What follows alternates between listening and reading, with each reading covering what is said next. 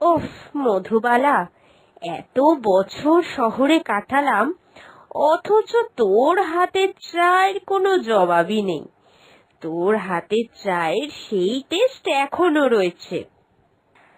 আচ্ছা দিদি, বলো না, এতগুলো বছর তো তুমি শহরে কাটালে, ওখানে শহরের মানুষরা নিশ্চয়ই অনেক ভালো জামা কাপড় পরিয়ে, অথচ তোমার জামা কাপড় দেখেই আমি সবটা বুঝতে পারছি। তাও তোমার থেকে একটু জানতে ইচ্ছা হচ্ছে শহরের কাহিনী। হ্যাঁ, পরে তো। ওখানে সবাই খুব দামি দামি শাড়ি, জুতো, সাজগোজের জিনিস সব পরতে পারে। আসলে কি জানিস তো, শহরে বাতাসে টাকা উড়ছে, শুধুমাত্র লাফ দিয়ে সেই টাকাগুলোকে ছুঁয়ে নেবার অপেক্ষা।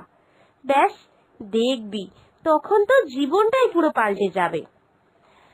আচ্ছা দিদি, ওখানে তোমরা কি আমাদের মতো এইসব ভাত ডাল ভাজা ভুজি এইসবই খাও, নাকি ওখানে এসব ভাত ডাল চলেই না কো?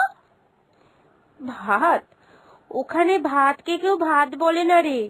ওখানে ফ্রাইড রাইস, বিরিয়ানি, জিরা রাইস, লেমন রাইস, এইরকম নানান ধরনের রকমারি ভাতের আইটেম পাওয়া যায়। আমি তো তোকে বলছি, তুই তোর স্বামীকে বুঝিয়ে একবার শহরে চল। শহরে গিয়ে তোর স্বামী ভালো টাকা রোজগার করতে পারবে, আর তখন তুইও আমার মতো জীবনযাপনে অভ্যস্ত হয়ে যাবি। দামি দামি শাড়ি, গয়না, ভালো ভালো খাবার, আরো কত কি! এই ধ্যারে গোবিন্দপুরে কিছুই নেই তোর। চল। আচ্ছা ঠিক আছে, আমি ওনার সঙ্গে একবার কথা বলবো খন। দেখি, যদি কষ্ট সৃষ্টি করে ওনাকে রাজি করতে পারি তাহলে তো ভালোই হয়। ওফ, হাঁটুর ব্যথাটা আবার বেড়েছে। বৌমা, ও বৌমা, একটু এদিকে এসো তো। কি হয়েছে বলেন? সকাল সকাল শুধু চিৎকার চেঁচামেচি। নিজে যেটা লাগবে একটু পরে নিতে পারেনি কো? সবসময় খালি বৌমা বৌমা করেন কেন?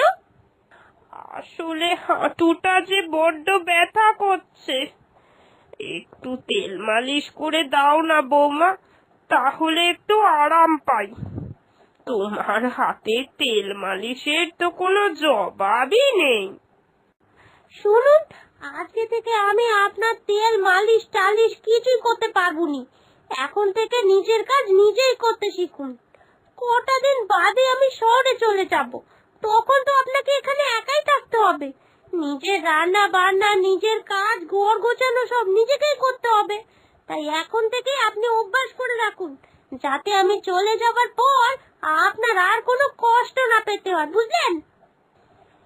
বাবা, বৌমা শহরে চলে যাবে? খোকা কি যাবে নাকি? কোথায়? খোকা তো আমায় কিছু বললো নিকো। দেখি, গেলে তো জানতেই পারবো। এই বুড়ো বয়সে আমায় একা রেখে ওরা শহরে চলে যাবে। সত্যি, মানবতা আজ কোথায়? আমার ওই শহরে বান্ধবী তো এসে বলছিল যে শহরে নাকি বাতাসে টাকা উড়ে বেড়ায় কো। তুমি চলো না, আমাদের বাচ্চাটারও তো লেখাপড়ার প্রয়োজন আছে। এই গ্রামের পাঠশালায় কি পড়ালেখা ভালো করে হয়? ওখানে গিয়ে তুমি ভালো টাকা রোজগার করবে, ভালো মন্দ খেতে পারবো, বাচ্চাটাও ভালো করে মানুষ হতে পারবে। তুমি কি চাও যে তোমার বাচ্চাও এরকম তোমার মতো চাষাভুষো হোক? না, সেটা তো আমি কোনোদিনও চাইনি। কিন্তু কি বলো তো গিন্নি, গ্রামের এত ভিটেমাটি সম্পত্তি ছেড়ে চলে যাব, মনটা বড় খচখচ করছে গো। ঠিক আছে, তুমি যখন এত করে বলছো, তাহলে বরং সপ্তাহ দুয়েকের মধ্যেই আমরা শহরের উদ্দেশ্যে রওনা দেব, কেমন? এরপরে তারা সকলে বুড়ি মাকে একা রেখে দিয়ে শহরের উদ্দেশ্যে রওনা দিল।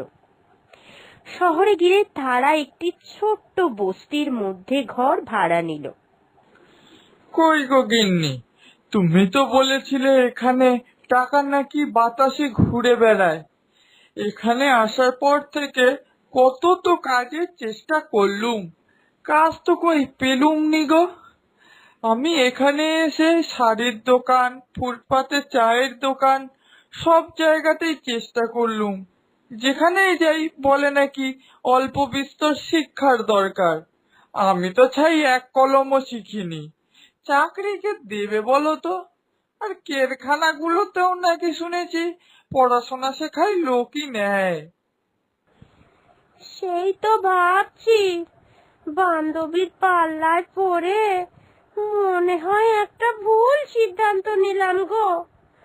গ্রাম থেকে আসার সময় তো যেটুকু টাকা সঞ্চয় ছিল সবটাই নিয়ে চলে এসেছি, আর এতদিন এখানে রয়েছি, সমস্ত টাকাই তো প্রায় শেষ।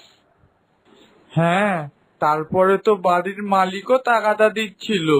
আসলে ওনার সাথে সেইভাবেই কথা হয়েছিল যে দিনের পয়সা দিনের দিনই নাকি মিটিয়ে দিতে হবে। সেই তো বাড়ি ভাড়া দুদিনের এখনো বাকি গো। তোমার বান্ধবী বলল যে ভাতের বদলে নাকি এখানে অন্য কিছু পাওয়া যায়। হ্যাঁ গো, আমরা গ্রামের সাদামাটা মানুষ, শহরে এসে আমরা থাকতে পারি নাকি? কিন্তু ওরা যে ভাত দিয়ে রান্না বাড়ি আর এত কিছু করে, সেই চাল আর ডাল তো আমাদের গ্রামেই উৎপাদন হয়। শোনো গিন্নি, এই শহরের দিকে বেশি ঝুঁকে লাভ নেই। কাল ভোর থাকতেই আমরা বরং গায়ে ফিরে যাই। ওখানে চাষবাস করে যেটুকু আয় করি, দিনের শেষে আমাদের দিব্যি হেসে খেলে চলে যায়। গায়ের ছাপোষা লোক আমরা, এইসব শহরে এসে মানিয়ে নিতে পারবে নিকো? হ্যাঁ গো, চলো, কাল ভোর থাকতেই আমরা বেরিয়ে যাবনি। এরপর মংলু চাষি ও তার স্ত্রী দুজনেই আবার গ্রামে ফিরে এলো। আর এর থেকে তারা শিক্ষা নিল যে পরের কথায় বিচার বিবেচনা না করেই হুটহাট সিদ্ধান্ত নিলে নিজেদেরই ক্ষতি হয়।